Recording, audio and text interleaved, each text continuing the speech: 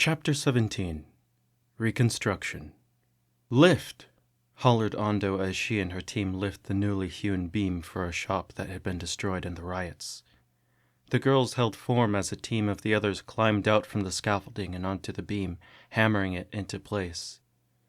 Carts of bricks, cobble, and mortar rolled down the streets.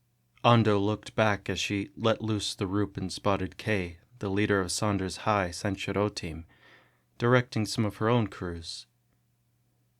"Andou!" called someone in front. She turned to see Chartres. "Chartres!" cheered Andou. "We have for you some more beams," announced the girl, pointing to a deuce and a half carrying many more new hewn logs. "Good work," said Andou. "Let's get these walls set up to be plastered," called one of the foremen on the job site. The girl turned to Andou and stated, "You go on and get yourself a lunch break. Feel free to take longer if you go ahead and bring us some of those lovely sandwiches." Andou laughed and waved farewell as she walked towards her favorite deli. She sat outside with a plate of steak and potatoes when two figures approached. Andou looked up to see Marie and Oshida. The three smiled and sat together to lunch in one another's company. Andou held her towel and gear over her shoulders as she walked back to her quarters.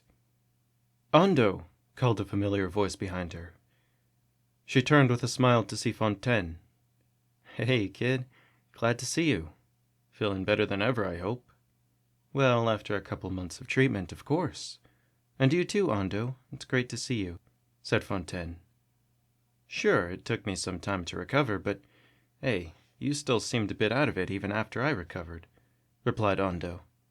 "I know. You're lucky that fracture healed as quickly as it did," said Fontaine, frowning as she looked down over her own form. Beneath her uniform, she still had to wear a brace to help with her ribs that had been fractured. "And I'm lucky that you weren't more hurt than you were. It sucks seeing you like you were even a few weeks ago. Do you think the doctors will clear you for Sensha-dō soon?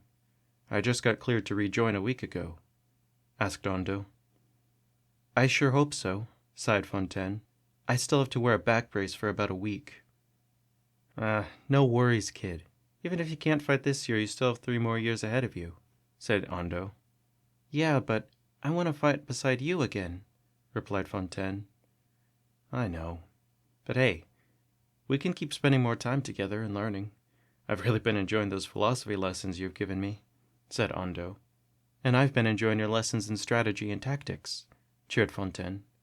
"Hey, you scratch my back, I scratch yours. You helped me a lot in deciding to put an end to the fight, you know," stated Andou.